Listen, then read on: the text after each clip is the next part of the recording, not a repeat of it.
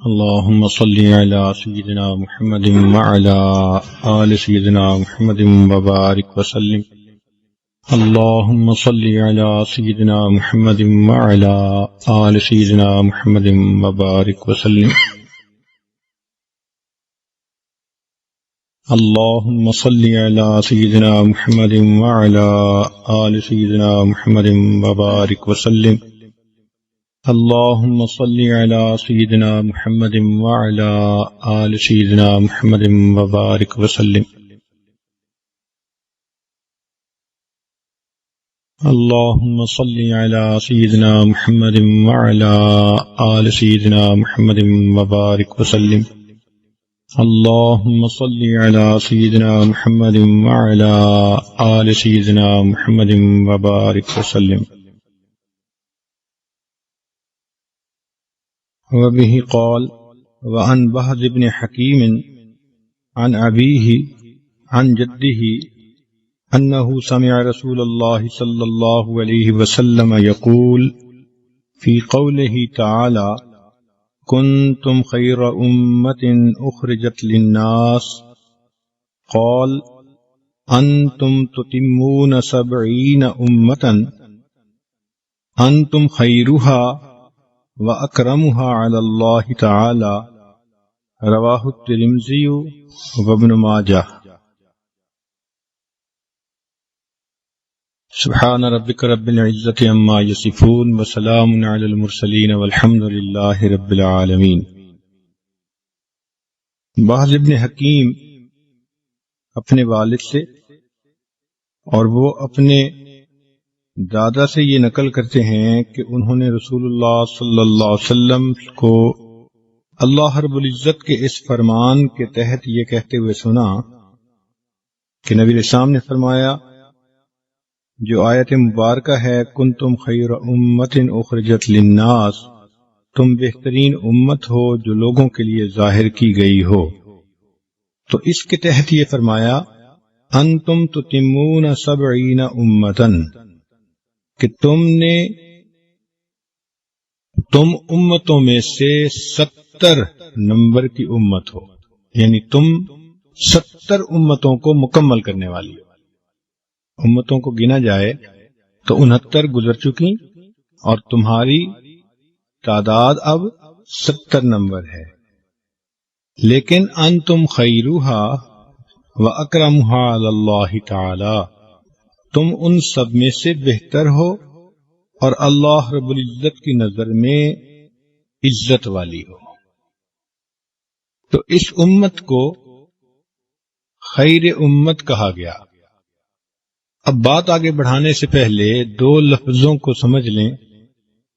ایک لفظ ہوتا ہے ملت اور ایک ہوتا ہے امت.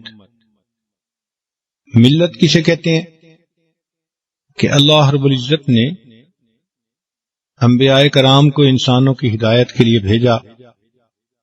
1,24,000 کے قریب وہ دنیا میں تشریف لائے، لیکن ان میں سے جو صاحب شریعت تھے وہ تھوڑے تھے، جو شریعت لے کر آئے، اللہ کی کتابیں لے کر آئے.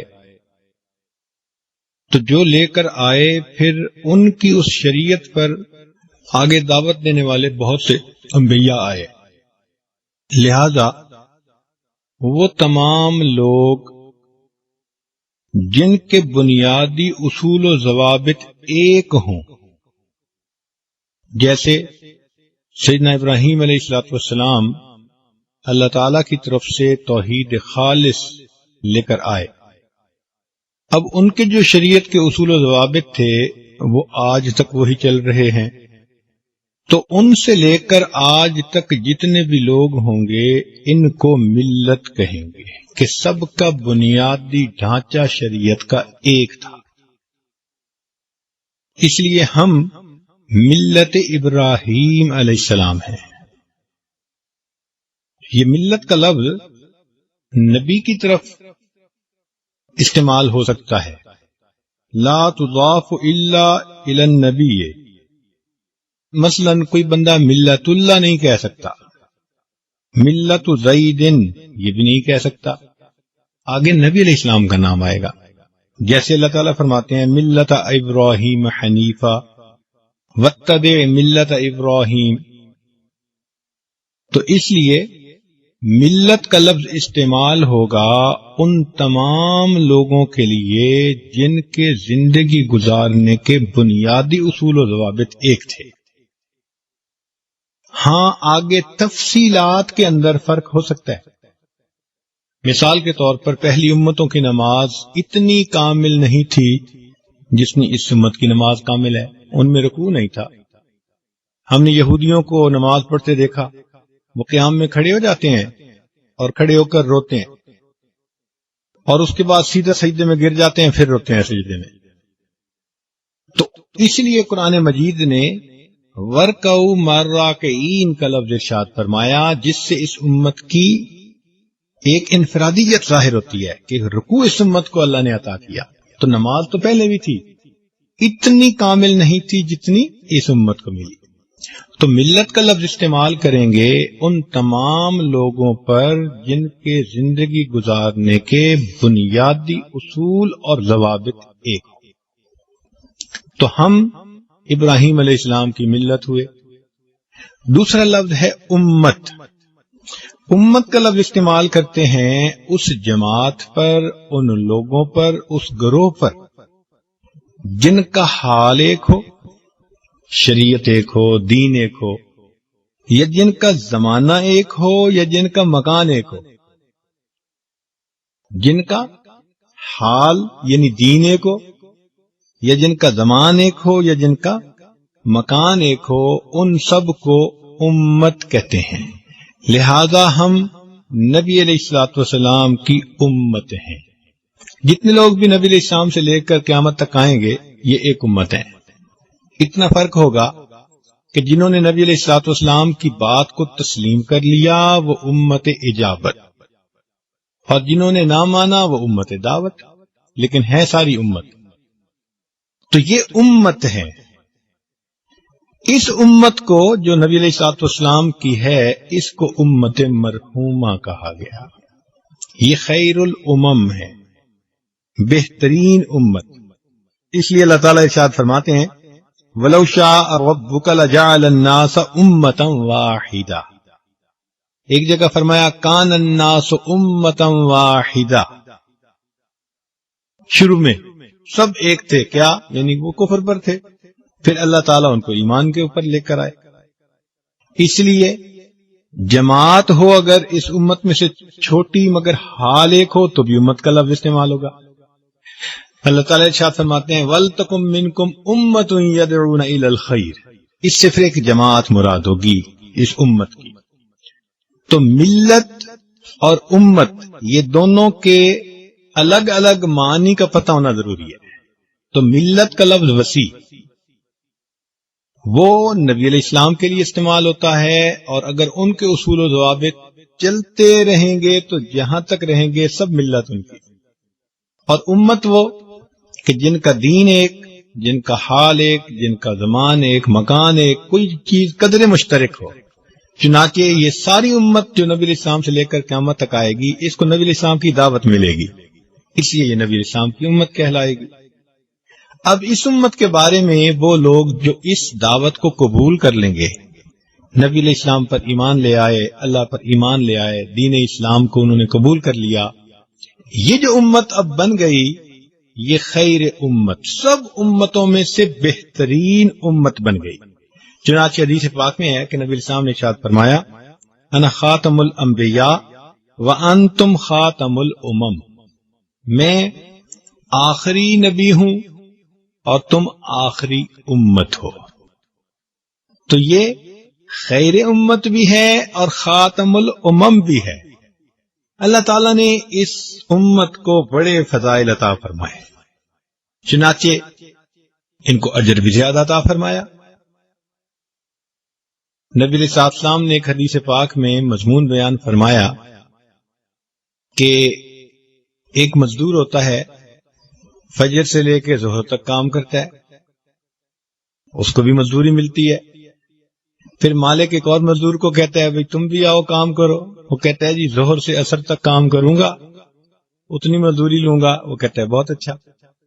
پھر مزدور نہیں ملتا تو وہ تیسرے مزدور سے بات کرتا ہے، وہ کہتا ہے جی میں عصر اور مغرب کے درمیان کام کروں گا، مزدور یوں نہیں لوں گا۔ اب تینوں نے مختلف وقت میں کام کیا، پہلے نے زیادہ وقت کام کیا، اس کو اتنی تنخواہ ملی، دوسرے نے اس سے اور ذرا تھوڑے وقت کام کیا، اتنی تنخواہ، اور تیسرے نے بہت تھوڑا کام کیا۔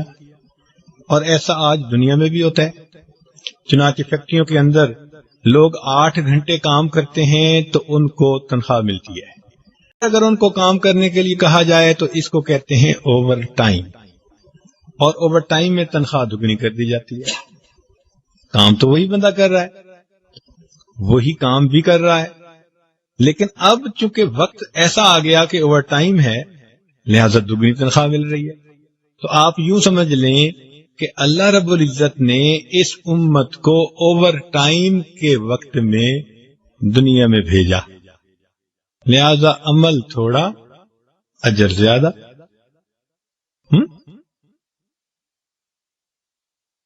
عمل کم ہوگا لیکن اللہ تعالی کی طرف سے اجر زیادہ ہوگا۔ یہ اللہ کی دین ہے، اللہ نے ہم پر احسان فرمایا کہ ایسے وقت میں ہمیں بھیج دیا۔ تو بہترین امت ہے اور اللہ تعالی کی طرف سے زیادہ اجر پانے والی امت ہے۔ اس امت کو اللہ تعالیٰ نے کچھ خصوصیات دی ہیں۔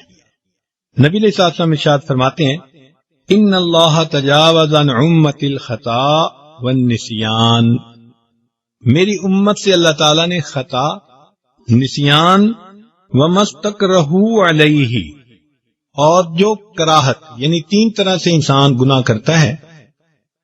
ایک، غلطی کر بیٹھا، غلطی ہو گئی، ارادہ نہیں تھا کرنے کا، ہو گئی، اس کو خطا کہتے ہیں۔ جیسے ایک آدمی گھر سے نکلا کہ جی میں یہاں سے اسٹیشن کی طرف جاتا ہوں، اب نکلا تو اسٹیشن جانے کے لیے، لیکن راستے میں کوئی ایسا موقع بنا کہ کوئی بندے کا ایکسیڈنٹ ہوا، وہ مر گیا، تو اس کو قتل خطا کہتے ہیں۔ وہ مارنے کی نیت سے گھر سے نہیں چلا تھا، غلطی سے ہو گیا، تو یہ قتل خطا کہلاتا ہے۔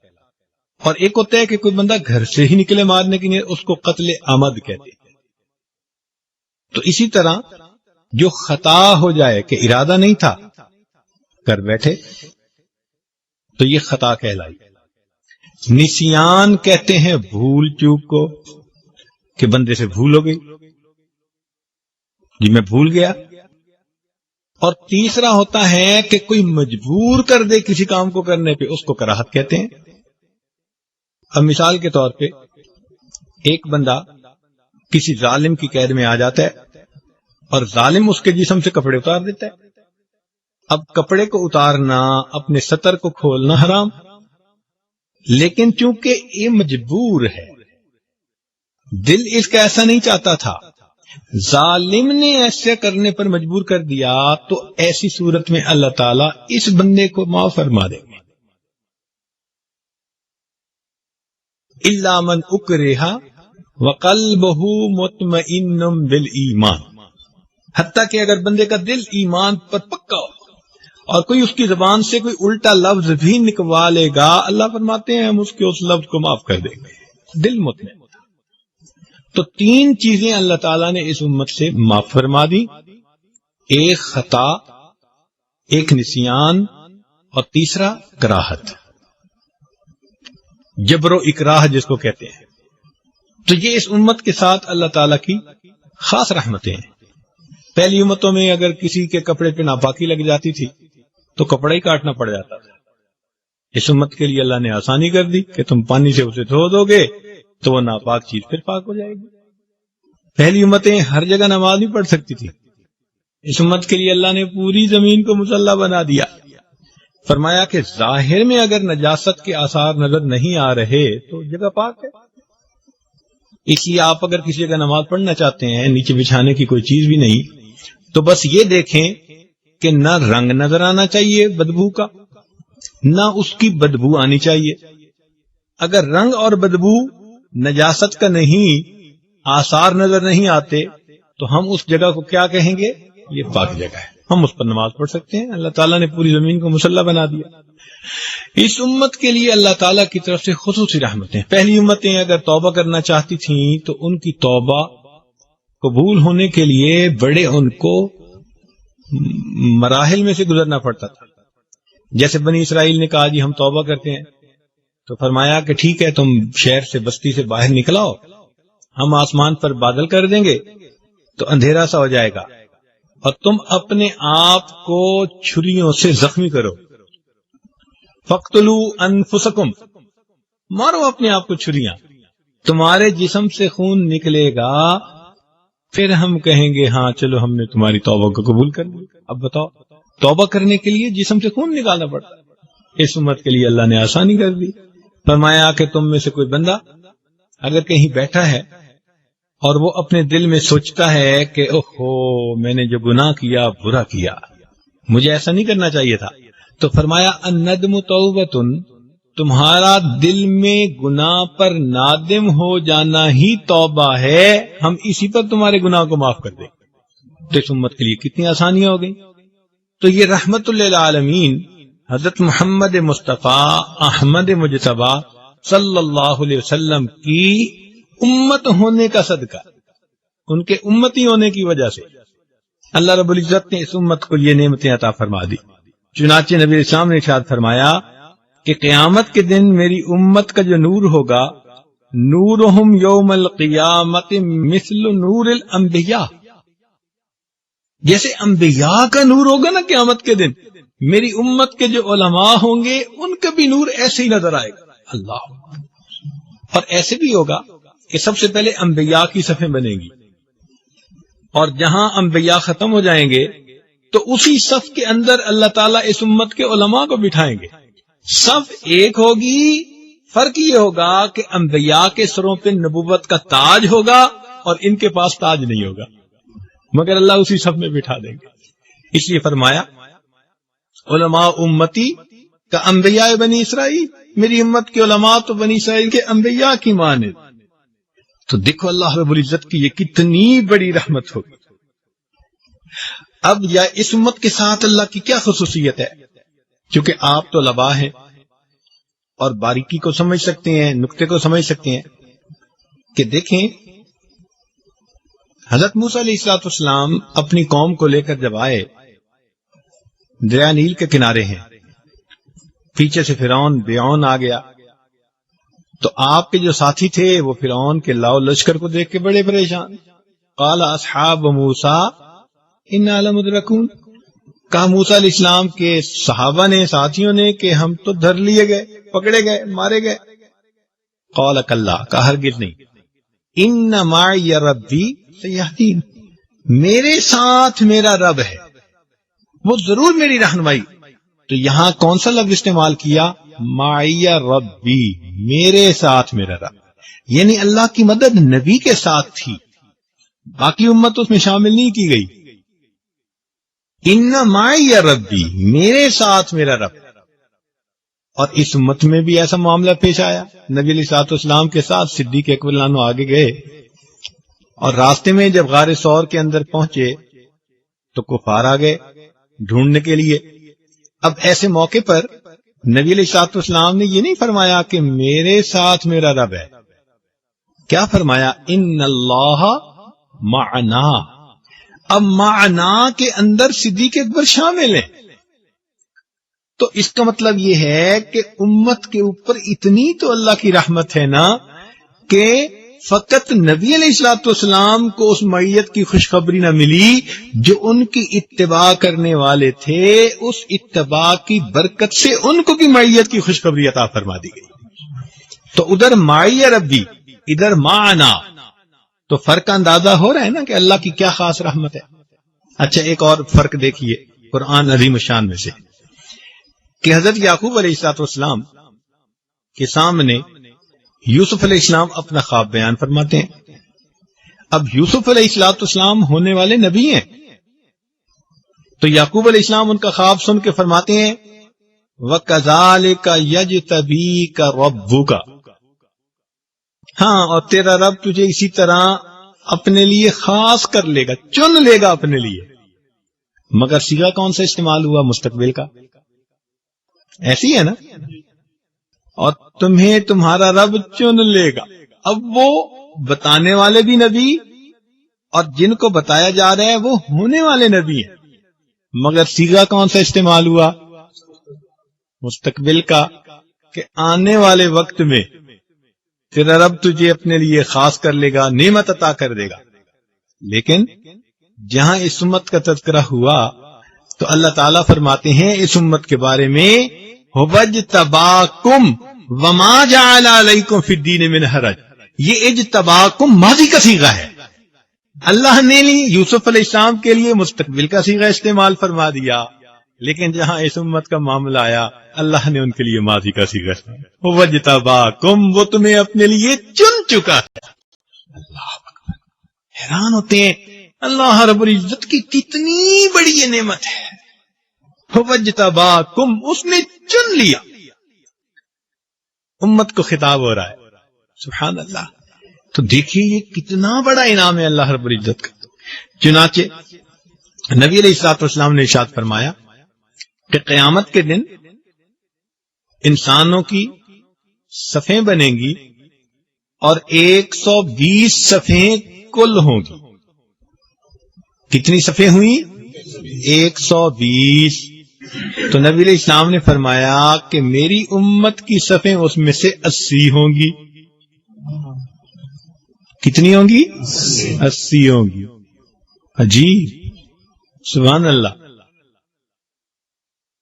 چنانچہ میراث پڑھاتے ہوئے استاد پڑھاتے ہیں ایک باپ کے 2 بچے ہو نا، ایک ہو بیٹا اور ایک ہی بیٹی، تو للذکر مثل حظ الانثیین، تو اس کا اگر حصہ نکالیں گے تو بیٹے کو ملیں گے 2 حصے اور بیٹی کو ملے گا 1 حصہ. تو باقی تمام انبیاء کو ملا کر جو حصہ ملا وہ کتنا؟ 40 صفیں. اور نبی علیہ الصلوۃ والسلام کو جو حصہ ملا وہ کتنا؟ للذکر مثل حظ الانثیین. سبحان اللہ. نبی علیہ السلام کی شان دیکھیے. اللہ نے نبی علیہ السلام کی امت کو بیٹے والا حصہ عطا فرمایا، باقی تمام انبیاء کی امتوں کو آدھا حصہ عطا فرمایا. تو اس امت پر اللہ کا خصوصی انعام ہے.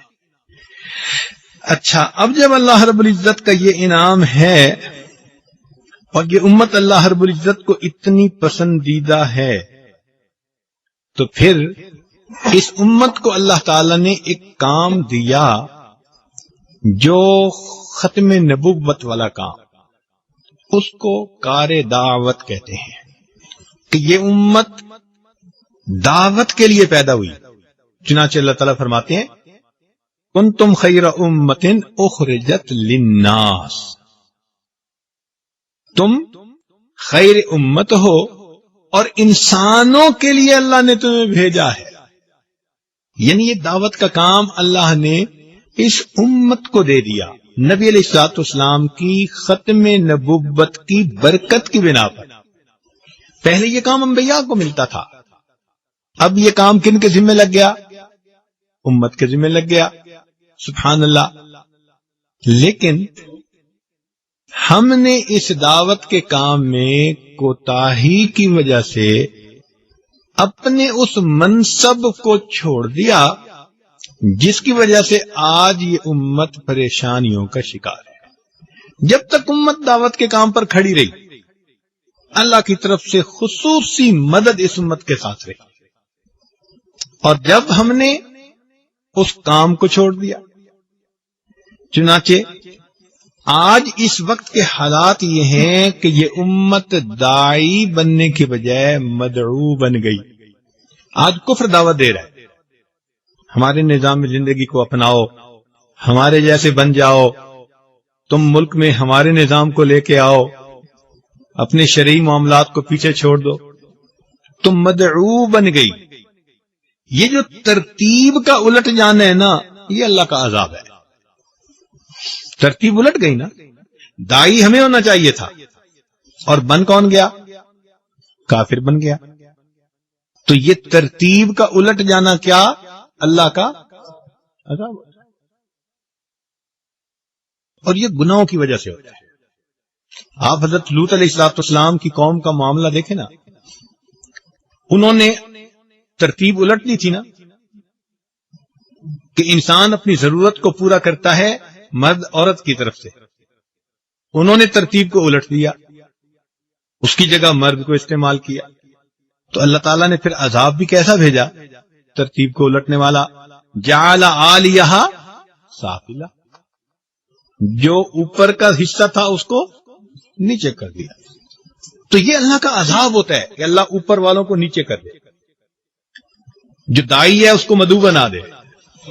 یہ اللہ کا عذاب ہوتا ہے. تو گناہوں کی وجہ سے یہ عذاب ہے کہ اللہ نے حاکم کو محکوم کر دیا، اعلیٰ کو اسفل بنا دیا، اس لیے کہ انہوں نے اپنے کام کو چھوڑ دیا. تو یہ بات ذہن میں رکھنا کہ مومن کے ساتھ اللہ تعالی کا یہ وعدہ ہے کہ یہ سنورے گا تو امام عالم بنے گا. یہ سنورے گا تو کیا بنے گا؟ پھر بتائیے، مومن سنورے گا تو کیا بنے گا؟ اور اگر بگڑے گا تو غلام عالم. سنورے گا تو کیا بنے گا؟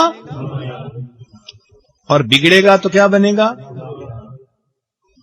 اور آج غلام عالم بنے ہوئے، جس کا جی چاہتا ہے وہی آرڈر دیتا ہے، تم ایسے کر لو، تم ایسے کر لو. اور حالت ہماری کیا ہے کہ عمل کرتے نہیں اور مدد کی توقع اللہ سے رکھتے ہیں. کام بھنگیوں والا، تنخواہ بادشاہوں والی مانگتے ہیں. کام کیا کرتے ہیں؟ بھنگیوں والا. اور اللہ تعالی سے کیا مانگتے ہیں؟ تنخواہ مانگتے ہیں بادشاہوں کی. نبی علیہ السلام نے فرمایا انما انا قاسم واللہ یعطی، میں تقسیم کرنے والا ہوں علوم کو، معارف کو، برکات کو، رحمت کو، اور واللہ یعطی، دینے والا کون ہے؟ تو نبی علیہ السلام نے یہ تو نہیں کہا انما انا خازن یا انما انا مالک، انا قاسم. قاسم کس کو کہتے ہیں؟ تو پھر امت کو بھی نبی علیہ الصلوۃ والسلام کے نقش قدم سے چلنا چاہیے. آج امت اسلام کے اوپر جیسے کوئی خازن بن کے بیٹھ جاتے ہیں نا، ایسے خازن بن کے بیٹھ گئی ہے کہ بس ہم مسلمان ہیں، یہ تو کافر ہے. بھئی ان کافروں کو دین کی دعوت کون دے گا؟ اگر کوئی نیک ہے تو بروں کو دین کی دعوت کون دے گا؟ یہ دین کی دعوت ہم میں سے ہر ایک کے لیے ضروری. مسلمان کی حیثیت اللہ کے ہاں ایک سپاہی کی مانند ہے، ڈاکیے کی مانند ہے. ڈاکیے کا کام کیا ہوتا ہے؟ ڈاک پہنچانا. تو مومن کا بھی حال یہی کہ اس اللہ کی نعمت کو جو دین اسلام ہے، اس کو اللہ کے بندوں تک پہنچانا یہ مومن کا کام ہے. جب ڈاکیا اپنے کام سے پیچھے ہٹتا ہے تو اللہ تعالیٰ اس کو نوکری سے اتار دیتے ہیں. مومن بھی جب دعوت کے کام سے پیچھے ہٹتا ہے تو اللہ اس کو اس کی عزت کے مقام سے نیچے گرا دیتے ہیں. لیکن اللہ تعالیٰ کا جو سپاہی بن کے رہتا ہے اس کو ملتا بہت زیادہ ہے. اللہ تعالیٰ کے یہاں تنخواہ بہت زیادہ ہے. ہاں میرے مولا، واقعی جو چھوٹی کمپنیوں میں کام کرتے ہیں ان کی تنخواہیں چھوٹی. مثلا ہمارے یہاں کام کرے گا تو 4,000 تنخواہ مل جائے گی، 5,000 مل جائے گی. اور اگر بڑے کارخانوں میں چلا جائے گا تو 10-15,000 مل جائے گی. اور اگر اور بڑے اداروں میں چلا جائے گا تو 25,000 تنخواہ مل جائے گی. اور اگر ملٹی نیشنل کمپنیوں میں چلا جائے گا تو 50,000 1,00,000 روپیہ تنخواہ مل جائے گی. اور اگر باہر ملک چلا جائے گا تو 2-2 لاکھ روپیہ بھی تنخواہ ملے گی ایک مہینے میں. تو بڑے کی نوکری پر تنخواہ بھی، تو جو اللہ کی نوکری کرے تو اس کی تنخواہ کتنی بڑی ہوگی بھائی. اب اس کی تنخواہ کا اندازہ ذرا لگانا. ایک فکرہ میں عرض کروں گا، اس فکرے کو سمجھنے کی کوشش فرمائیں طلباء. اللہ رب العزت اپنے غریب فقراء، غریب فقیر جو بندے ہوتے ہیں نا، ان فقراء تک 2.5% مال پہنچانے والے بندے کو 97.5% تنخواہ عطا فرماتے ہیں. بات سمجھیے نا. اللہ تعالی اپنے فقیر بندوں تک 2.5% مال پہنچانے والے کو کتنی تنخواہ دیتے ہیں؟ کتنی تنخواہ دیتے ہیں؟ 97.5%. تو اب دیکھیے کہ پہنچایا کتنا؟ 2.5%. اور تنخواہ کتنی پائی؟ 97.5%. واہ بھائی واہ، موج ہو گئی نا. کتنا کریم ہے اللہ تعالیٰ، کتنی زیادہ تنخواہ دیتا ہے کہ 2.5% پہنچانے کے بدلے کہتے ہیں کہ اچھا تمہیں ہم 97.5% دیں گے، تم 2.5% پہنچا لو. واہ میرے مولا، آپ کی بھی شان کتنی بڑی ہے. اللہ تعالیٰ کی دین بہت بڑی ہے، لیکن ہم لینے والوں میں شامل ہوں. اس لیے یہ بات ذہن میں رکھنا کہ اس امت کا ہر بندہ داعی ہے. اس امت کا ہر بندہ داعی ہے. مگر یہاں ایک نقطہ سمجھنے والا ہے کہ دعوت منصوص ہے، نص میں ثابت ہے کہ امت کے ہر بندے کو دعوت دینی ہے، مگر اس کا طریقہ کار اللہ نے کھلا رکھا ہے. اس کا طریقہ کار کیا اللہ نے کھلا رکھا ہے. مختلف دور اور مختلف زمانوں میں دعوت دینے کے انداز مختلف رہے. چنانچہ اللہ تعالی نے اس امت میں شروع میں دعوت کا کام خلافت کے ذریعے سے لیا. خلفائے راشدین اللہ کے دین کو لے کر نکلے اور انہوں نے پوری دنیا کو دعوت دی، اسلم تسلم. یہ بھی دعوت کا ایک انداز تھا. تو امت کے ابتدائی حصے میں یہ دعوت کیسے چلی؟ خلافت کے ذریعے سے. پھر اس کے بعد ایک وقت آیا تو فقہا دنیا میں آئے، تو اللہ نے مدارس کی لائن سے دین کی دعوت کا کام. چنانچہ ایک محدث کے پاس 40,000 تک طلباء حدیث کی سماعت کے لیے آیا کرتے تھے. یہ دعوت تھی اللہ کی. جیسے درس قرآن سے دعوت دی جاتی ہے، درس حدیث سے دعوت دی جاتی ہے، اس وقت امت کے علماء دعوت دیتے تھے سب کو. یہ دعوت کا کام اس طرح آگے بڑھا اور اللہ نے اپنے دین کو پھیلایا. پھر ایک وقت آیا جب اللہ تعالیٰ نے مشائخ صوفیاء کے ذریعے سے اس کام کو آگے بڑھایا. چنانچہ شیخ عبد القادر جیلانی رحمۃ اللہ علیہ درس دیتے تھے، ہزاروں لوگ ان کے درس میں شریک ہوتے تھے. خواجہ معین الدین چشتی اجمیری رحمۃ اللہ علیہ نے ایک سفر کیا اور 7 لاکھ کافر مسلمان ہوئے، 70 لاکھ مسلمانوں نے بیعت توبہ کی. ان کے 70 لاکھ مسلمانوں نے بیعت توبہ کی. یہ بھی دعوت کا کام کرنے والے لوگ تھے. آج کے اس دور میں عمومی دعوت، یہ دعوت و تبلیغ کے نام سے کام شروع ہے. حضرت مولانا الیاس رحمت اللہ علیہ کو اللہ رب العزت نے کام کی ایک ترتیب سجھا دی آج کے زمانے کے طور پر. چنانچہ سے روزہ اور چلہ اور 3 چلے اور 9 مہینے 7 مہینے سال، یہ ایک ترتیب اللہ نے ان پر کھول دی جس میں اللہ نے برکت ڈال دی. چنانچہ آج عمومی دعوت کا کام اس طرح سے ہو رہا ہے امت کے اندر، لیکن دعوت کو اس میں محصور نہیں کر دینا چاہیے. بات سمجھ رہے ہیں؟ مثال کے طور پر ایک صاحب مجھے کہنے لگے، جی آپ کے شیخ بھی کبھی اللہ کے راستے میں نکلے ہیں؟ میں نے کہا بھائی وہ تو ہر وقت ہی سفر کرتے رہتے ہیں، ان کا تو گھر کا قیام تھوڑا اور باہر کا سفر زیادہ. نہیں میں پوچھ رہا ہوں اللہ کے راستے میں کبھی نکلے ہیں؟ میں نے پوچھا اللہ کے راستے سے کیا مراد لے رہے ہو؟ کہنے لگا یہ جو جماعت کی ترتیب ہے تو یہ غلطی ہے، کیونکہ حدیث پاک میں نبی اسلام نے ارشاد فرمایا من خرج فی طلب العلم، جو شخص علم کی طلب میں گھر سے نکلتا ہے فہو فی سبیل اللہ، وہ اللہ کے راستے میں ہوتا ہے.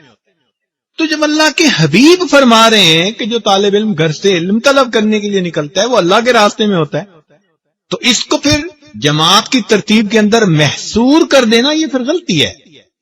یہ اکابر کی غلطی نہیں، یہ اس بندے کی غلطی ہے.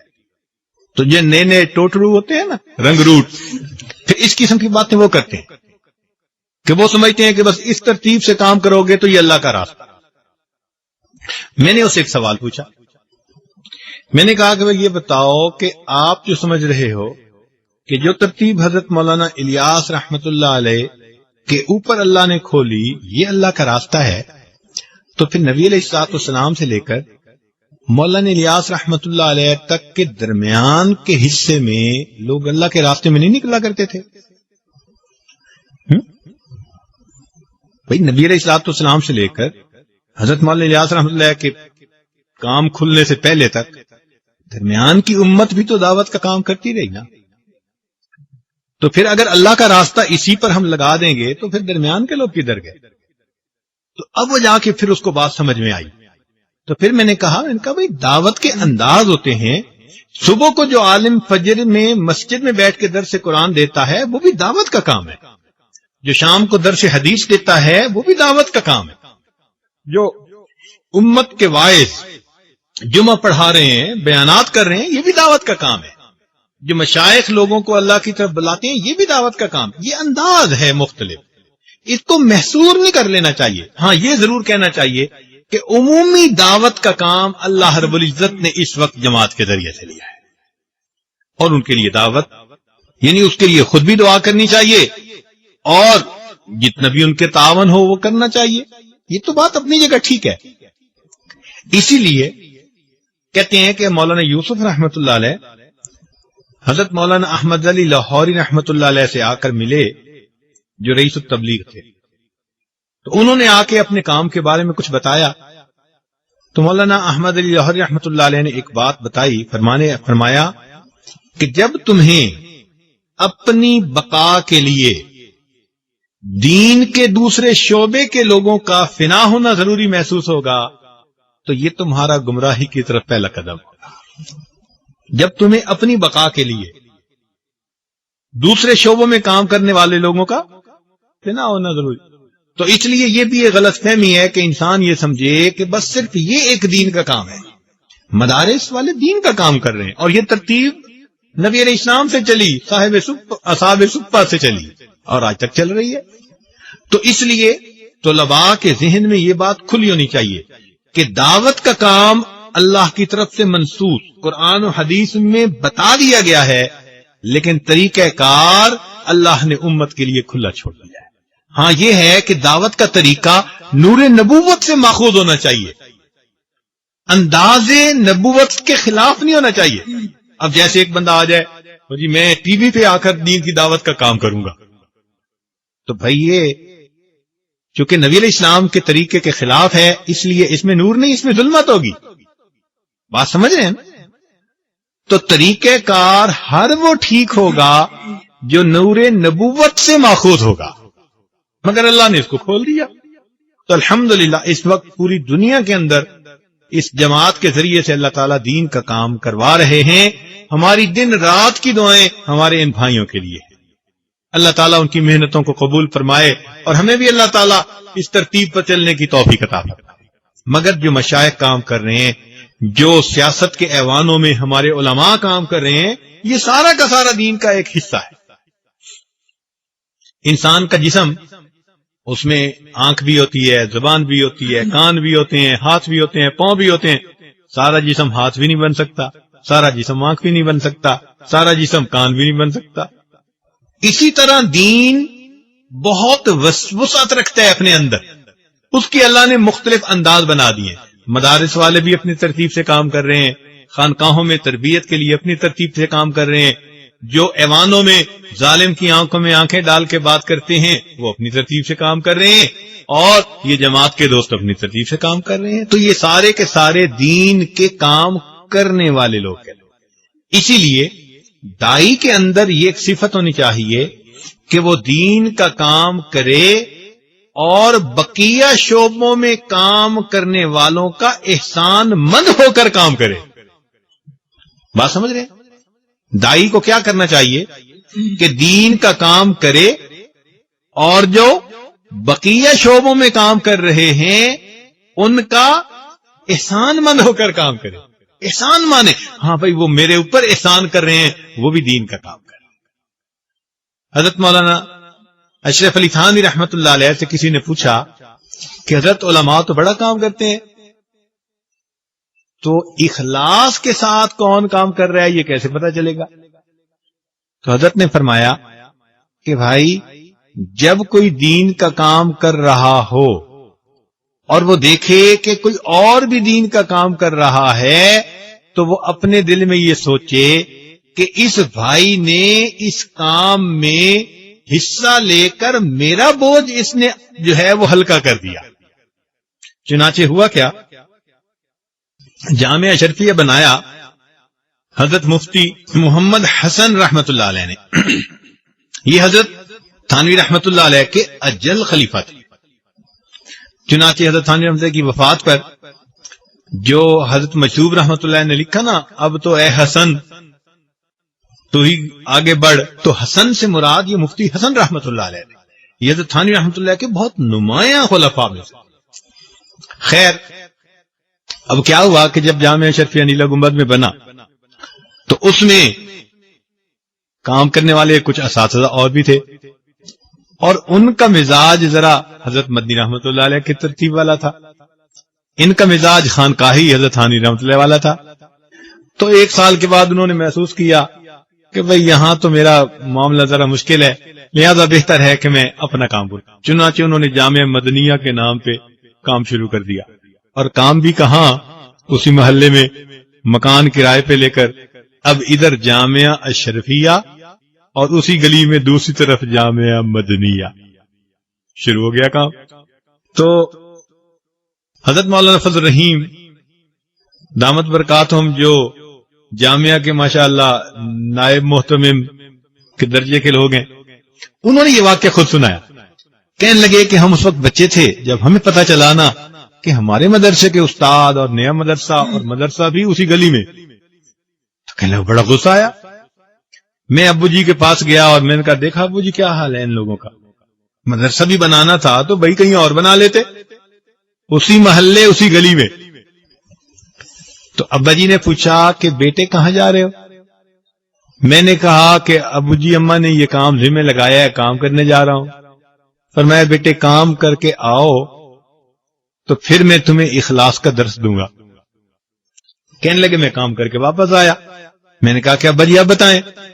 کہنے لگے ابا جی نے مجھے بٹھا لیا، فرمان لگے بیٹے یہ بتاؤ، اگر تمہارے سر پہ بوجھ ہو اور اتنا بھاری ہو کہ تمہاری گردن ٹوٹی جا رہی ہو، اٹھایا نہ جا رہا ہو، تمہیں ہر لمحے ڈر ہو کہ گر جاؤ گے، دب جاؤ گے بوجھ کے نیچے، اور اتنے میں کوئی بندہ آ جائے اور کہہ دے یار آدھا بوجھ میرے سر پہ رکھ دو میں تمہیں منزل تک پہنچا دیتا ہوں، تو وہ تمہارا دشمن ہوگا یا تمہارا دوست ہوگا؟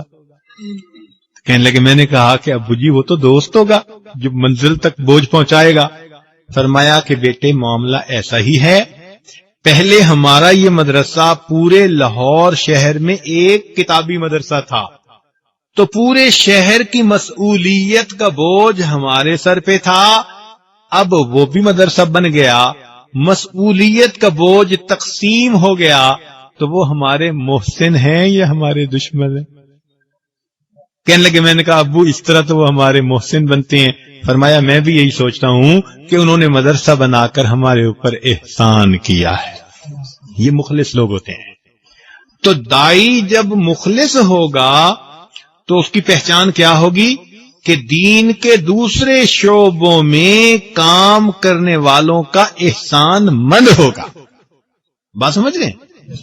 دائی کے اخلاص کی علامت کیا ہے کہ دین کے دوسرے شعبوں میں کام کرنے والوں کا کیا ہوگا؟ احسان مند ہوگا۔ چنانچہ دائی کے اندر کچھ صفات ہونی چاہیے، ان میں سے ایک صفت تو یہ کہ اس کے اندر اللہ کا تعلق ہو، تعلق باللہ اسے حاصل۔ جس بندے کو اللہ کا یہ تعلق حاصل نہ ہو، اگر وہ دین کی دعوت کا کام شروع بھی کرے گا تو اس کے بات میں تاثیر نہیں ہوگی، کھوکھلی بات کرے گا، لوگوں پہ اثر ہی نہیں ہوگا، لوگ عمل کے لیے قدم بھی نہیں آگے بڑھائیں گے۔ تو پہلی صفت کیا ہونی چاہیے کہ تعلق باللہ ہو، اللہ کے ساتھ محبت کا ایک رشتہ ہو، اس تعلق باللہ کی بنا پر اس کی بات کے اندر برکت آئے گی، تاثیر آئے گی، اور اس کی بات سن کر لوگ اپنی زندگیوں کو بدلنے کے لیے تیار ہو جائیں گے۔ اور دوسری بات یہ کہ اس دعوت کو یہ کسی غرض کی وجہ سے نہ کرے، مثلا واز کیا اور امید رکھی کہ بھئی اس واز کے بدلے خدمت کریں گے۔ حضرت تھانوی رحمۃ اللہ فرماتے ہیں آج کل تو یہ حال ہے کہ مرید اپنے بال کھجانے لگے تو پیر سمجھتا ہے کہ شاید سر میں سے ہدیے کے پیسے نکال کے دے دے گا، تو یہ دل میں توقع نہ رکھے۔ نبی علیہ السلام کا طریقہ کار کیا تھا؟ یا قوم لا اسألکم علیہ اجرا، اے قوم میں تم سے کوئی اس پر اجر نہیں چاہتا، کوئی بدلہ نہیں مانگتا۔ اور واقعی جو داعی ہوتے ہیں وہ ایسے ہوتے ہیں۔ ہمارے حضرت رحمت اللہ علیہ جاتے تھے تو کہیں واز کرنے بیٹھتے نا تو لوگوں کی عادت ہوتی ہے اٹھتے ہیں، چلنا پھرنا، تربیت تو ہر جگہ ہوتی نہیں، بڑے ناراض ہوتے تھے اور فرماتے تھے کہ لوگوں میں تم سے کچھ لینے نہیں آیا، میں تمہیں کچھ دینے کے لیے آیا ہوں۔ یہ فرماتے میں لینے کے لیے نہیں آیا تمہیں، چونکہ جب لینا ہوتا ہے پھر لوگوں کی رعایت بھی کرنی پڑتی ہے۔ ہماری حضرت عجیب بات فرماتے تھے، کہتے تھے کہ یہ جو حلوہ ہے نا یہ پیر اور مولوی صاحب کے منہ کا سیمنٹ ہے، جب حلوہ کھا لیتا ہے بندہ تو منہ جڑ جاتا ہے، پھر بندہ کچھ نہیں کہہ سکتا، ان کو پھر روک ٹوک نہیں کر سکتا، پھر ان کی مان کے چلنا پڑتا ہے۔ تو داعی کو اس معاملے میں کیا ہونا چاہیے؟ بے غرض ہونا چاہیے۔ جیسے ہمارے الحمدللہ جماعت کے بھائی اپنا کھانا، اپنا پینا، اپنا وقت، اپنا پیسہ، سب کچھ اپنا، جہاں جاتے ہیں وہاں بالکل بے غرض ہو کر جاتے ہیں، اس لیے اللہ نے ان کے کام کے اندر برکت رکھی۔ تو داعی کے اندر پہلی صفت کیا ہو کہ اپنا رشتہ اللہ سے جوڑے۔ اپنا تعلق نہیں جڑا ہوگا تو دوسرے کا کیا جوڑ سکے گا؟ اور دوسری صفت کیا ہونی چاہیے کہ دعوت دے تو بالکل بے غرض ہو کر دے۔ اور تیسرا یہ کہ جب دعوت دے تو خیر خواہی کے جذبے کے ساتھ دے، یہ نہیں کہ میں مقبول ہوں اور تو مردود ہے اور میں تجھے دین کی طرف بلا رہا ہوں، نہیں، ایسے دین کی دعوت نہیں دینی۔ دل کے اندر جذبہ کیا ہو؟ خیر خواہی کا جذبہ ہو۔ اس لیے دعوت کا نشانہ دوسرے کے دل کو بنائے، اور پھر اللہ تعالیٰ سے رات کو مانگے بھی صحیح۔ جیسے ابراہیم علیہ السلام کے بارے میں اللہ تعالیٰ فرماتے ہیں ان ابراہیم لأواہ حلیم۔ اواہ کہتے ہیں رونے دھونے والا، اللہ کی یاد میں آہیں بھرنے والا۔ تو داعی کو بھی آہیں بھرنے والا ہونا چاہیے، دل میں ایک غم ہو، کڑن ہو، اور رات کے آخری پہر میں اللہ سے مانگے۔ اور پھر انسان دعوت دے تو کیسے دے؟ ہم وقت دعوت دے۔ کیسے دعوت دے؟ ہم وقت دعوت دے۔ دیکھیں حضرت یوسف علیہ السلام کے پاس جب دو بندے آئے تو انہوں نے کیا فرمایا تھا؟ انہوں نے کہا تھا کہ جتنی دیر میں کھانا آتا ہے میں تمہیں اپنے آبا کی باتیں سنا دیتا ہوں۔ جتنی دیر میں کھانا آتا ہے، اس کا مطلب یہ کہ کھانا آنے کی دیر بھی انہوں نے انتظار نہیں کیا، اس وقت میں بھی دعوت دے دی۔ تو معلوم ہوا کہ داعی کو جہاں وقت ملے، موقع ملے، فوراً دعوت دینی چاہیے۔ حضرت نوح علیہ السلام کیا فرماتے ہیں؟ رب انی دعوت قومی لیلا و نہارا، میں نے اپنی قوم کو دن میں اور رات میں دعوت دی۔ تو داعی 24 گھنٹے کا داعی ہوتا ہے، اور یہ 24 گھنٹے کی دعوت کب دے سکتا ہے؟ جب اپنی زندگی بھی اس داعی کے تقاضوں کو پورا کر رہی ہو۔ لہذا بہترین دعوت اپنے عمل سے دعوت ہے۔ بہترین دعوت کون سی ہوتی ہے؟ قول سے دعوت یا فعل سے دعوت؟ جو فعل سے دعوت ہوتی ہے نا، عمل سے دعوت ہوتی ہے، وہ زیادہ اہم ہوتی ہے۔ اس لیے تقریر سے ممکن ہے نہ تحریر سے ممکن، تقریر سے ممکن ہے نا تحریر سے ممکن وہ کام جو انسان کا کردار کرے ہے. جو کام انسان کا کردار کرتا ہے نہ وہ تقریر سے اور نہ وہ. اسی لیے کہنے والے نے کہا قول میں رنگ عمل بھر کے بنا دے رنگی. قول میں رنگ عمل بھر کے بنا دے رنگی. لب خاموش عطا کر دل گویا دے دے. لب خاموش عطا کر دل بولنے والا دل عطا فرماتے. تو اللہ تعالیٰ پھر بولنے والا دل عطا فرماتے ہیں. چنانچہ کہتے ہیں کہ چین کے اندر 8 حضرات آئے تھے تاجر، اور ان کی تجارت کے اصولوں کو دیکھ کر پورے لوگوں نے دین اسلام کو قبول کر لیا تھا. تو عمل ہمارا ایسا، ہمارا چلنا دعوت، بیٹھنا دعوت، بولنا دعوت، ہمارا کھانا دعوت بن جائے، ہر عمل دوسرے کے لیے دعوت بن جائے. جب اس طرح انسان زندگی کو بنا لیتا ہے تو پھر اللہ تعالیٰ اس کے لیے کام کو آسان فرما دیتے ہیں. پھر اللہ تعالیٰ داعی کے لیے راستے کھول دیتے ہیں. اور اللہ کے ہاں داعی کا بڑا مقام، اللہ کے لیے دعوت کا بڑا مقام. کیوں بھائی؟ اللہ کے ہاں داعی کا. اس کی دلیل کہ حضرت موسیٰ علیہ الصلوۃ والسلام کو اللہ تعالیٰ نے دعوت کا کام سونپا. کہ میرے پیارے کلیم، میں تمہیں دین کا داعی بناتا ہوں. اذهب الى فرعون انه طغى. جاؤ فرعون کے پاس، باغی طاغی بنا ہوا ہے. اب داعی کا مرتبہ دیکھیے کہ الگ اللہ تعالیٰ سے دعا مانگتے ہیں رب اشرح لی صدری ویسر لی امری واحلل عقدۃ من لسانی یفقہوا قولی. اب یہ تو چلو باتیں اپنے لیے کہ دین کی دعوت دینی ہے تو اس لیے وہ عقدہ کھلنا چاہیے تھا. آگے کیا کہتے ہیں؟ وجعل لی وزیرا من اہلی ہارون اخی. اپنے بھائی کے لیے بھی دعا مانگی کہ اللہ اس کو بھی بنا دیجیے. اللہ تعالیٰ نے اسی وقت کیا ارشاد فرمایا؟ حضرت ہارون علیہ السلام کو نبوت کا منصب عطا کر دیا یا نہیں کر دیا؟ کر دیا نا.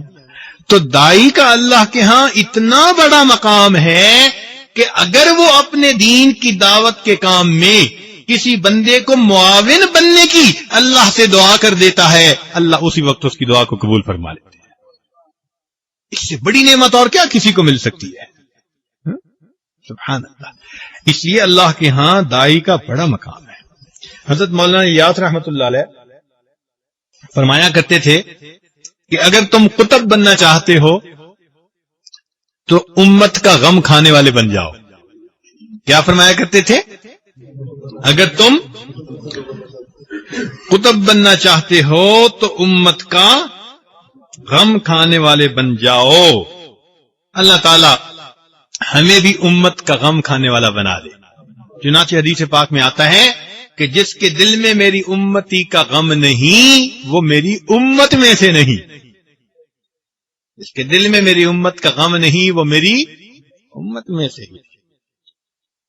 اللہ رب العزت ہمیں سمجھ عطا فرمائے اور دین کی زندگی گزارنے والی کی توفیق عطا فرما دے. لیکن آج ہماری زندگی اس ترتیب کے مطابق نہیں رہی جس پر ہونی چاہیے تھی. دنیا طلبی زیادہ آ گئی، خدا طلبی کم ہو گئی. عبد الدینار بن گئے عبداللہ بننے کی بجائے. چنانچہ دنیا کی خاطر دین کو چھوڑ دیتے ہیں، شریعت کے احکام کو نظر انداز کر دیتے ہیں. اس لیے آج یہ امت آج اپنی پستی کے اندر گری ہوئی ہے اور اس امت کے اوپر آج مشکل وقت آ گیا ہے. نبی علیہ الصلوۃ والسلام نے ارشاد فرمایا کہ میری امت پہلے والی امتوں کی پیروی کرے گی. لو دخلوا جحر ضب تبعتموہم. اگر وہ کسی بل میں گھس گئے تھے تو تم بھی اسی میں گھسنے کی کوشش کرو گے. حتیٰ کہ فرمایا کہ اگر بنی اسرائیل میں سے کسی نے اپنی والدہ سے بدکاری کی تھی تو تم میں سے بھی کوئی ایسا ہوگا جو یہ برائی کا مرتکب ہو بیٹھے گا. تو جو بنی اسرائیل کے ساتھ ہوا وہ یہ ہمارے ساتھ. تو بنی اسرائیل کے ساتھ کیا ہوا تھا؟ ان کو اللہ تعالیٰ نے ہر نعمت عطا فرمائی، اور اس نعمت کے اوپر وہ اپنے آپ میں نہ رہے، گناہوں پہ اتر آئے. تو 700 سال کے بعد پھر اللہ تعالیٰ نے وقت نصر سے ان کی پٹائی کروائی. اس نے بیت المقدس کو فتح کر لیا اور خوب مارا، اور ان کے مال و منال کو لے کے چلا گیا اپنے علاقے میں. پھر یہ روئے دھوئے، کچھ سیدھے ہوئے، کچھ ان کو سمجھ آئی، پھر اللہ سے معافیاں مانگی، اللہ نے یہ نعمتیں پھر عطا کر دی. جب نعمتیں ملی تو پھر اسی طرح غفلت میں پڑ گئے. تو غفلت میں پڑنے کی وجہ سے پھر اللہ رب العزت نے تیتوس کو بھیجا، اس نے آ کے پھر ان کی پٹائی کی. تو بنی اسرائیل کی پٹائی ایک مرتبہ ہوئی 700 سال کے بعد، اور پھر دوسری مرتبہ ہوئی 700 سال کے بعد. لَتُفْسِدُنَّ فِي الْأَرْضِ مَرَّتَيْنِ، 2 دفعہ ان کے ساتھ ہوا. ہماری اس امت کے ساتھ کیا ہو رہا ہے؟ پہلی مرتبہ پٹائی ہوئی تاتاریوں کے ہاتھوں 7ویں صدی ہجری میں، اور اب کتنے سال اور اوپر گزر گئے؟ 700، اور دوبارہ پھر اب پٹائی ہو رہی ہے. تو یہ ایک تکوینی معاملہ ہے، امت کے ساتھ پیش آ رہا ہے. لیکن آج ان اعمال کی خرابیوں کی وجہ سے ہم آپس میں جھگڑتے ہیں، آپس میں الجھتے ہیں، ایک دوسرے کے ساتھ لڑنے مارنے مرنے پہ تلے ہوئے ہیں، اور ہم اس کو بڑا اچھا سمجھتے ہیں. شاعر نے کئی سال پہلے کہہ دیا تھا، کیا کہوں امت مرحوم کی حالت کیا ہے، جس سے برباد ہوئے ہم وہ مصیبت کیا ہے. واعظوں میں یہ تکبر کے الہی توبہ، اپنی ہر بات کو آواز خدا کہتے ہیں. ان کے ہر کام میں دنیا طلبی کا سودا، ہم اگر واز میں دنیا کو برا کہتے ہیں. غیر بھی ہو تو اسے چاہیے اپنا کہنا، پر غضب ہے کہ یہ اپنوں کو برا کہتے ہیں. فرقہ بندی کی ہوا تیرے گلستہ میں چلی، یہ وہ ناداں ہیں اسے باد صبا کہتے ہیں. لاکھ اقوام کو دنیا میں اجاڑا اس نے، یہ تعصب کو مگر گھر کا دیا کہتے ہیں. خانہ جنگی کو سمجھتے ہیں بنائے ایمان، مرض الموت ہے جو اس کو دوا کہتے ہیں. آج آپس میں ایک دوسرے کے ساتھ لڑ رہے، اور ہم اس کو دین سمجھتے ہیں اور ایمان سمجھتے ہیں. ایک دوسرے کے ساتھ محبت سے رہنا، پیار سے رہنا، یہ چیز آج ہمارے ہاتھوں سے نکلتی جا رہی ہے، بٹتے چلے جا. فَتَفْشَلُوا وَتَذْهَبَ رِيحُكُمْ، اور جتنے بٹتے چلے جا رہے ہیں اتنی ہماری ہوا اکھڑتی جا رہی ہے. اس لیے کہا تھا شاعر نے کہ جس طرح احمد مختار ہے نبیوں کا امام، اس کی امت بھی ہے دنیا میں امام اقوام. ہاتھ بے زور ہیں الہاد سے دل خوگر ہیں، امتی باعث رسوائی یہ پیغمبر ہیں. کس قدر تم پہ گراں صبح کی بیداری ہے، ہم سے کب پیار ہے ہاں نیند تمہیں پیاری ہے. رہ گئی رسم اذاں روح بلالی نہ رہی، فلسفہ رہ گیا تلقین غزالی نہ رہی.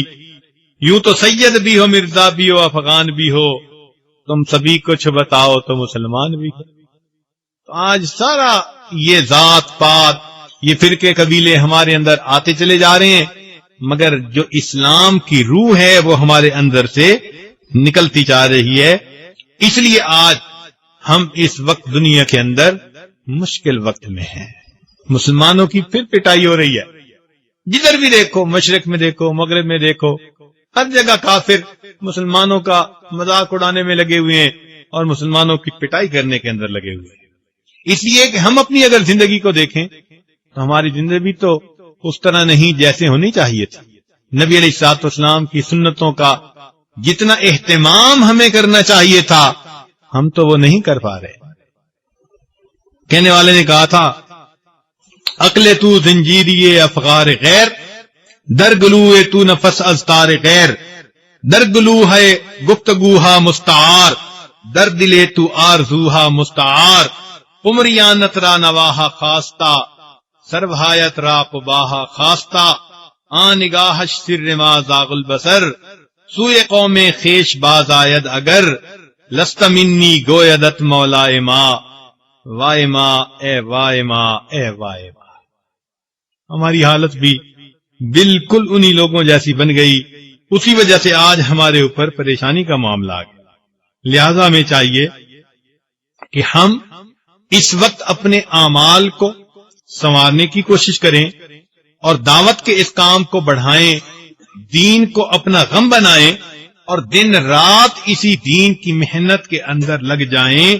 جب اس طرح سے لگیں گے تو پھر اللہ رب العزت کی رحمت ہماری شامل حال ہو جائے گی اور پھر ہمارے لیے دنیا کے اندر عزتوں کو پانا آسان ہو جائے گا. یہ امت ہے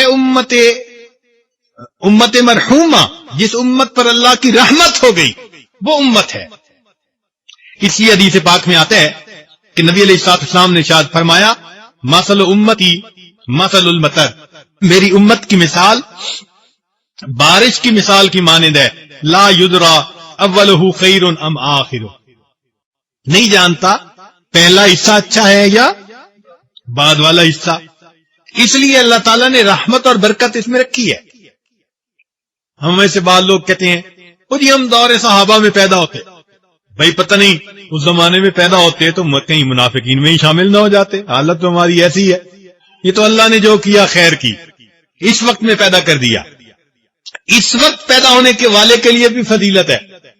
چنانچہ حدیث پاک میں آتے ہیں نبی علیہ السلام نے فرمایا طوبی لمن رآنی, مبارک ہو اس کے لیے کہ جس نے مجھے دیکھا, وطوبی 7 مرات لمن لم یرنی وآمن بی, اور 7 مرتبہ مبارک ہو اس کے لیے جس نے مجھے تو نہیں دیکھا مگر میرے اوپر ایمان لے آیا. یہ اللہ رب العزت کی ہم پر کتنی بڑی رحمت ہے. اللہ اکبر کبیرہ. حدیث پاک میں آتا ہے ثوبان رضی اللہ تعالیٰ عنہ ایک صحابی ہیں, وہ دیکھتے ہیں کہ نبی علیہ الصلوۃ والسلام دعا مانگ رہے ہیں اور دعا مانگتے ہوئے فرماتے ہیں نبی علیہ السلام اللہ مجھے میرے احبا سے جلدی ملا دینا, محبت کرنے والوں سے جلدی ملا دینا. تو ثوبان عنہ تو عاشق تھے, سب صحابہ عاشق تھے, بڑے حیران ہوئے. تو حیران ہو کر پھر انہوں نے بالآخر نبی علیہ الصلوۃ والسلام سے پوچھا اے اللہ کے پیارے حبیب صلی اللہ علیہ وسلم, آپ جن کے لیے یہ دعا مانگ رہے ہیں ہم آپ کے غلام حاضر ہیں, ہر وقت حاضر ہیں, آپ کن کے لیے یہ دعا مانگ رہے ہیں؟ تو نبی علیہ السلام نے فرمایا ثوبان تم ایمان لے آئے, تم نے جبریل علیہ السلام کو اترتے دیکھا, قرآن کو اترتے دیکھا, تم نے میرا دیدار کیا, اللہ کی مدد کو اپنی سامنے آنکھوں سے اترتے دیکھا, تمہارا ایمان بھی بڑا قابل قدر ہے. لیکن میں جن لوگوں کے لیے دعا مانگ رہا ہوں ثوبان یہ وہ لوگ ہیں جو میری امت میں ایسے وقت میں پیدا ہوں گے انہوں نے مجھے نہیں دیکھا ہوگا, ہاں اپنے علماء سے فقط میرے تذکرے سنیں گے اور فقط میرا تذکرہ سن کر ثوبان ان کے دل میں اتنی میری محبت پیدا ہو جائے گی کہ اگر ان کو اختیار دیا جاتا وہ اپنی اولادوں کو بیچ کر میرا دیدار کر لیتے تو ثوبان ایسا وہ کر گزرتے, اولادوں کو بیچ دیتے میرے دیدار کی خاطر. میں اپنے ان چاہنے والوں کے لیے دعا کر رہا ہوں اللہ مجھے اپنے ان احبا کے ساتھ جلدی ملا دے. اللہ اکبر کبیرہ. آج اس امت میں کتنے لوگ ایسے ہیں جنہوں نے نبی علیہ الصلوۃ والسلام کو تو نہیں دیکھا مگر نبی علیہ السلام کا تذکرہ سنتے ہیں, نبی علیہ السلام سے ان کو محبت ہے, اتنی محبت کہ اگر وہ اپنی جان دے کر بھی محبوب کے قدموں تک پہنچ سکتے تو وہ ایسا کر گزرتے. اللہ رب العزت کی کتنی مہربانی ہے کہ اللہ رب العزت نے ہمیں اپنے پیارے حبیب صلی اللہ علیہ وسلم کے ساتھ وہ تعلق عطا فرمایا. لہذا اس وقت میں پیدا ہو جانا اس امت میں یہ بھی اللہ تعالیٰ کی رحمت ہے. چنانچہ نبی علیہ السلام نے ارشاد فرمایا کئی فتح کو امہ, میری امت کیسے ہلاک ہو سکتی ہے, انا اولھا, کہ جس امت کے اول میں ہوں. فرمایا والمہدی وسطھا, اور مہدی ان کے درمیان میں ہے, والمسیح آخرھا, اور عیسیٰ علیہ السلام ان کے آخر پر ہیں.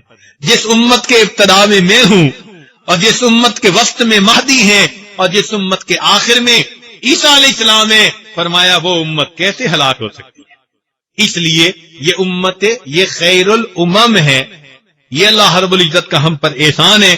اللہ رب العزت نے ہم پر مہربانی فرمائی اور ہمیں اللہ تعالی نے نبی علیہ الصلوۃ والسلام کی امت میں پیدا فرما دیا. ہم اللہ کا یہ احسان ایسا ہے ساری زندگی سجدے میں پڑے رہے, ہم اس کا حق پھر بھی ادا نہیں کر سکتے. ساری زندگی سجدے میں پڑے رہے. اس امت میں پیدا ہونے کے لیے انبیاء نے دعائیں مانگی اور اللہ نے ہمیں یہ توفیق عطا فرمائی. یہ اللہ رب العزت کا کتنا بڑا کرم ہے. اس لیے اب بعض طلباء بڑے پریشان ہوتے ہیں اور سمجھتے ہیں کہ شاید کافر مسلمانوں کو ختم کر کے ہی رکھ دیں گے. تو بھائی اس میں ذرا ذہن کلیئر کر لیں. نبی علیہ الصلوۃ والسلام نے ایک مسجد میں 3 دعائیں مانگی تھیں جس کو مسجد اجابہ کہا جاتا ہے, اور 3 دعاؤں میں سے ایک دعا یہ مانگی تھی کہ اللہ میری امت پر ایسا عذاب نازل نہ کرنا کہ جیسے پہلی امتوں کی شکلوں کو مسخ کر دیا گیا, میری امت کے اوپر ایسا شکلوں کو مسخ کرنے والا عذاب نازل نہ فرمانا. نبی علیہ السلام فرماتے ہیں اللہ تعالیٰ نے اس دعا کو قبول فرما لیا اور فرمایا کہ میری امت پر کوئی ایسا ظالم مسلط نہ کر دینا جو من حیث الامت ان کو ختم کر دے. اللہ نے اس دعا کو بھی قبول کر لیا. سبحان اللہ. تو یہ دعا قبول ہو گئی کہ کوئی ظالم اس امت پر ایسا نہیں مسلط ہو سکتا جو اس امت کو من حیث الامت ختم کر دے, جو مسلمانوں کا نام و نشان مٹا دے. ایسا کوئی ظالم مسلمانوں کے اوپر مسلط نہیں ہو سکتا. نبی علیہ السلام کی یہ دعا اللہ کے ہاں قبول ہو چکی ہے. اس لیے ایک نقطے کی بات یاد رکھنا کہ ہم آخری امت ہیں. جب ہماری کشتی ڈوبے گی, جب ہماری کشتی ڈوبے گی تو پھر پوری دنیا کا جہاز بھی ڈوبے گا. جب ہماری کشتی ڈوبے گی تو پھر کیا ہوگا؟ جب ہم ڈوبیں گے پھر قیامت آئے گی اور کچھ نہیں آنا. اس لیے قیامت سے پہلے کوئی ہمیں مٹا نہیں سکتا. کوئی کتنا بڑا بن کے کیوں نہ آ جائے, میرے پاس یہ طاقت ہے اور وہ طاقت ہے. ٹھیک ہے تمہارے پاس تمام طاقتیں ہیں لیکن تم اس امت کو مٹا نہیں سکتے. اس امت کو مٹا نہیں سکتے. اللہ اکبر. لہذا اب ہمیں چاہیے کہ ہم اگر اس بھنور میں سے نکلنا چاہتے ہیں تو ہم اپنے اعمال کو سنوارنے کی کوشش کریں. ہم اپنے اعمال کو سنواریں گے, اللہ تعالیٰ اس کے بدلے ہمارے حالات کو سنوار دیں گے. اپنے آقا کو نہ پہچانے تو محتاج ملوک. اگر مومن اپنے اللہ کو نہیں پہچانے گا تو پھر بادشاہوں کا غلام. اپنے آقا کو نہ پہچانے تو محتاج ملوک, اور پہچانے تو ہیں تیرے گدا دار و جم. اگر تو اللہ کو پہچان لے گا تو پھر وقت کے بادشاہ تیرے گدا آ کر بن جائے. اس لیے ہمیں چاہیے کہ ہم اللہ رب العزت سے اپنے تعلق کو جوڑیں اور اپنے اعمال کو سنوارنے کی کوشش کریں. تو آج ہمیں کرنا کیا چاہیے؟ اپنے اعمال کو. اب یہاں ایک نقطے کی بات عرض کر دوں چونکہ طلباء بیٹھے ہیں. کیوں بھائی؟ جب اپنے ہو تو دل کی بات کہی جا سکتی ہے نا. یہ عام لوگوں کو تو نہیں نہ کہیں گے لیکن اپنوں میں تو کہہ سکتے ہیں نا. امام مالک رحمت اللہ علیہ سے کسی نے پوچھا تھا کہ حضرت اس امت کی کشتی کیسے ڈوبے گی؟ بات جو امت کی چل پڑی. حدیث پاک میں امت کا تذکرہ ہے نا, تو پھر اسی سے متعلقہ بات ہوگی نا. تو امام مالک رحمت اللہ سے پوچھنے والے نے کیا پوچھا تھا؟ اس امت کی کشتی ڈوبنے کا سبب کون بنیں گے؟ تو امام مالک نے فرمایا تھا علماء. بڑا حیران ہوا. پھر اس نے پوچھا کہ حضرت امت کی کشتی کے تیرنے کا سبب کون بنیں گے؟ فرمایا علماء. اس نے کہا بات سمجھ نہیں آئی. فرمایا کہ جو علماء سو ہوں گے, جو درباری ملا ہوں گے. بات سمجھ رہے ہیں نا؟ کئی ہوتے ہیں نا حکومتی ٹٹو, دنیا دار, جن کے منہ کو لگ جاتی ہے دنیا. فرمایا یہ علماء سو کشتی کے ڈوبنے کا ذریعہ بنیں گے اور علماء حق اس کشتی کے دوبارہ تیرنے کا ذریعہ بنیں گے. تو بھئی کالی بھیڑیں تو ہر جگہ ہوتی ہیں، اس لیے علماء طلباء کا رنگ اپنا کر کئی دنیا دار لوگ بھی درمیان میں آ جاتے ہیں. لہذا ایسا بندہ جو اپنے آپ کو عالم کہے مگر دل میں دنیا ہو، وہ عالم تو نہیں نہ ہوتا، تو عالم بنا ہوا ہوتا ہے، شکل بنائی ہوتی ہے. ایسے لوگ فرمایا امت کی کشتی کے ڈوبنے کا ذریعہ بنیں گے، اور جو علماء حق ہوں گے وہ امت کی کشتی کے پھر دوبارہ تیرنے کا ذریعہ بنیں گے. لہذا اب اگر امت کی کشتی نے تیرنا ہے تو یہ کن کی وجہ سے تیرے گی بھائی؟ علماء حق کی وجہ سے تیرے گی. یہ انبیاء کرام کے وارث ہیں، انہی کی زندگیوں سے اللہ رب العزت جتنا راضی ہوتے ہیں کہ اللہ تعالیٰ امت کے لیے رحمتوں کے فیصلے کر دیتے ہیں. لہذا ہمیں چاہیے ہم اپنی زندگیوں کو بدلیں اور اللہ رب العزت کے ہاں، اللہ کے ہاں قبولیت کی دعائیں مانگیں. قیامت سے پہلے ایک ایسا وقت آنا ہے کہ جب حضرت عیسیٰ علیہ السلام آئیں گے نا تو پوری دنیا کے اندر ایک بھی کافر نہیں بچے گا، سارے ایمان والے ہوں گے. ایسا وقت آئے گا. اللہ کی شان. آسماں ہوگا سحر کے نور سے آئینہ پوش، اور ظلمت رات کی سما پا ہو جائے گی. پھر دلوں کو یاد آ جائے گا پیمانے سجود، پھر جبیں خاک حرم سے آشنا ہو جائے گی.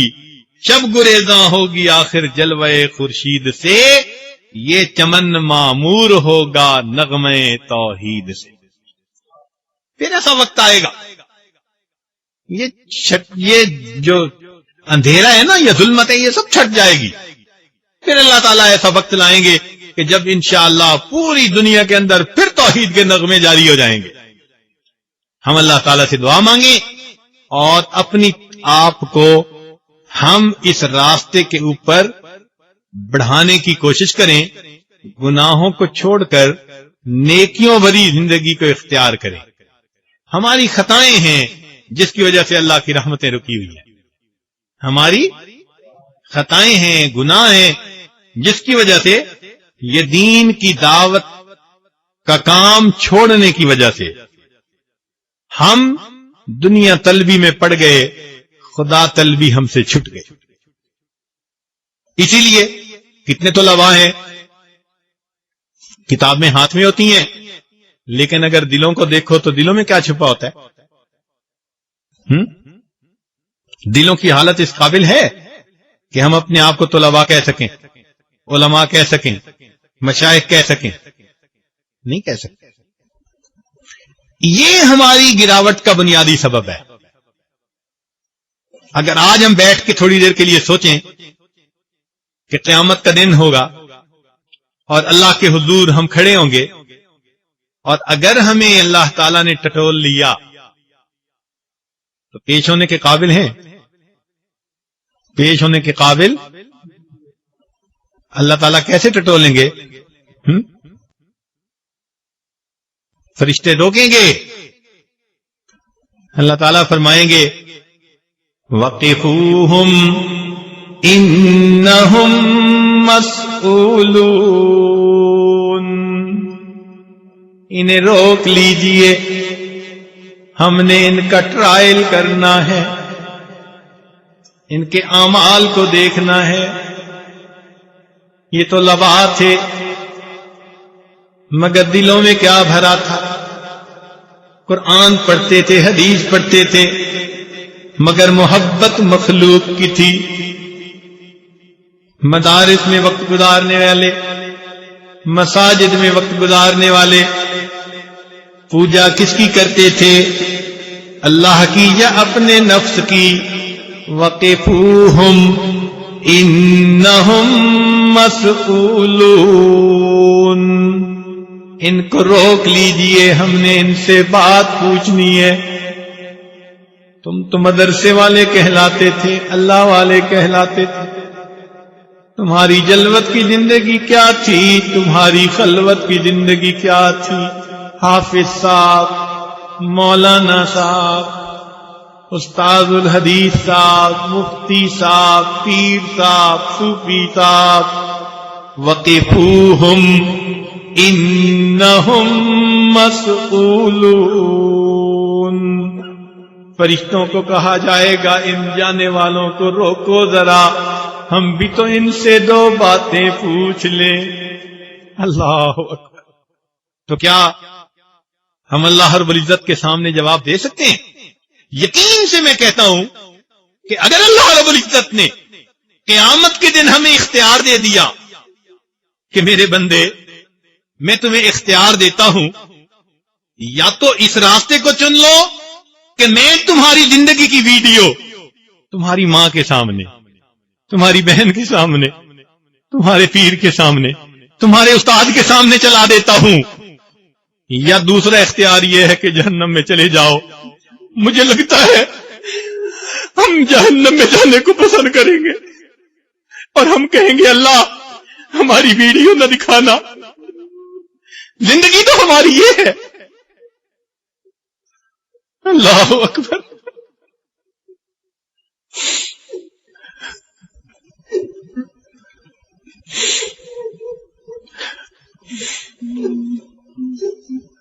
اس لیے آج یہ آخری حدیث ہم پڑھ رہے ہیں خیر امت والی کہ اللہ رب العزت کے محبوب نے فرمایا انتم خیرھا واکرمھا علی اللہ، تو ہم اللہ سے دعا بھی یہی مانگتے ہیں، اے میرے مولا جو گناہ اب تک ہم کر چکے ہیں آج ہم سچی توبہ کرتے ہیں، آئندہ نیکوکاری پرہیزگاری کی زندگی گزارنے کا اللہ دل میں عہد کرتے ہیں، اے میرے مولا پیشانی کے بالوں سے پکڑ کے ہمیں نیکی کے رستے پر چلا دیجئے، ہمارے اندر کے گند کو ختم کر دیجئے، درنگی کو نکال دیجئے، منافقت کو ختم کر دیجئے، اور اللہ ہمیں اپنے مقبول بندوں میں شامل فرما دیجئے۔ ایسا نہ ہو کہ قیامت کے دن نبی علیہ السلام کے سامنے ہم جائیں تو ہمیں شرمندگی ہو کہ کس محبوب کی امت تھے اور ہم کیسی زندگی گزارتے رہے۔ اللہ کے پیارے حبیب صلی اللہ علیہ وسلم ہمیں دیکھ کر یہ نہ کہہ دیں تم تو طلباء تھے، تم تو علماء تھے، تم ہی میری سنتوں کی قدر کر لیتے، تم نے میرے رات کے آنسوؤں کی قدر نہ کی کہ میں امت کے لیے کس طرح راتوں کو روتا تھا، اور تم نے دنیا داری کی زندگی گزاری۔ اللہ رب العزت ہمیں بات سمجھنے کی توفیق عطا فرمائے، اور اللہ رب العزت ہمارے آنے والے وقت کو گزرے وقت سے بہتر فرما دے، اور قیامت کے دن کی رسوائی سے ہمیں محفوظ فرما دے، اور دنیا آخرت کی عزت نصیب فرمائے۔ جن طلباء نے سارا سال حدیث پاک کی کتاب پڑھی اور آج اس کی آخری حدیث وہ پڑھ رہے ہیں، اللہ رب العزت ان کے سینوں کو نور سے بھر دے، اور اللہ تعالیٰ ان کو اپنے مقبول بندوں میں شامل فرمائے۔ وآخر دعوانا ان الحمد للہ رب العالمین۔